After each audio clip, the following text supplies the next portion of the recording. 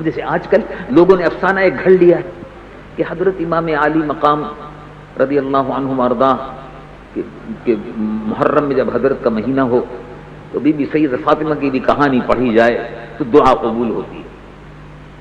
اچھا بھائی حضرت بی بی فاطمہ کی کہانی کیا ہے؟ کیا بلا ہے بھائی؟ یہ بتاؤ کیا چیز ہے؟ کس بزرگ نے لکھی ہے کتاب؟ کون سے عالم دین نے، کسی مستند عالم نے لکھی ہے؟ کیا کتاب ہے؟ کہانی کی کتاب ہے. بازاروں میں ملتی ہے، روپے 2 روپے کے اندر مل جاتی ہے، تو ہر ایک بیچارہ اس کو خریدتا ہے. ان کا کہانی، لکڑہارے کی کہانی، اس کی بیوی کی کہانی. اللہ اکبر. حضرت بی بی فاطمہ سے سبق لینے کے لیے حضرت بی بی فاطمہ کو رسول اللہ نے اس کی خدمت میں بھیجا تھا. اللہ اکبر.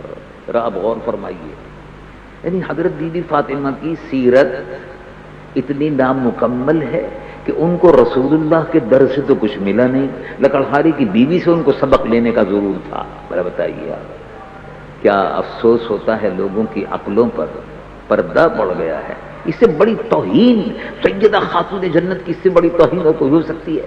اور اس کو پڑھنے سے کیا ثواب ملے گا بھائی؟ اگر ثواب ملتا ہے تو قرآن کے پڑھنے سے ثواب ملے گا.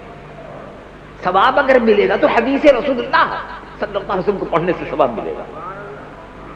یہ مختصر سی مسلمانوں کو، ایمان والوں کو گمراہ کرنے کے لیے جو بےہودہ روایات پھیلائی جا رہی ہیں، ان بےہودہ روایات سے ایمان بھی، عقیدہ بھی خراب ہوتا ہے، اور اہل بیت رسول اللہ کی، سیدہ خاتون جنت کی توہین ہوتی ہے.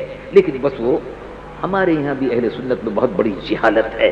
اہل سنت میں وہ بھی سمجھتے ہیں کہ یہ کہانی جو ہے، لکڑہاری کی کہانی، یہ بڑی مقدس کتاب ہے، اس کے پڑھنے سے دینی مرادیں بر آتی ہیں، اس کے پڑھنے سے پتہ نہیں کیا کیا رحمتوں کا نزول ہوتا ہے. اللہ کے نیک بندے کبھی یہ سوچا کہ رحمتوں کا نزول قرآن پڑھنے سے ہوتا ہے، نہ کہ لوگوں کی گھڑی ہوئی حکایتوں کے پڑھنے سے ہوتا ہے. رحمتوں کا نزول سید العالمین محمد رسول اللہ صلی اللہ علیہ وسلم کی زبان مبارک سے جو کلمات ادا ہوئے ہیں، ان کے پڑھنے سے رحمتوں کا نزول ہوتا ہے. رحمتوں کا نزول اولیاء کاملین کے ذکر سے ہوتا ہے، رحمتوں کا نزول اہل بیت کے ذکر سے ہوتا ہے. لیکن جس میں توہین اہل بیت کا پہلو نکلتا ہو، اس میں رحمتوں کا نزول کیسے ہو سکتا ہے؟